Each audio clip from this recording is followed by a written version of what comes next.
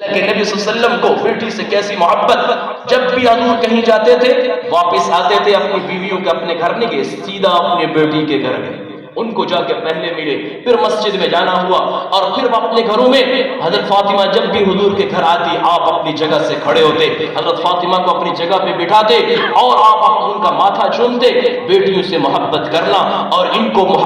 پالنا اور ان کے حقوق پورے کرنا، یہ ہمارے نبی نے ہمیں سکھایا ہے۔ میرے محترم بھائیو دوستو، آج ان کو تھوڑا بوجھ سمجھا جا رہا ہے، ان کے حقوق ادا کرنا، بیٹے کے سارے حق ادا کر دیے، بیٹوں کو زمینیں بھی نام لگوا دی، سب کچھ کر دیا، اور بیٹی کو اگر وہ حصہ مانگ لی تو اس کو کیا سمجھا جاتا ہے کہ حصہ مانگے تو بیٹی حصہ مانگے، کسی تو شرم نہیں آتی۔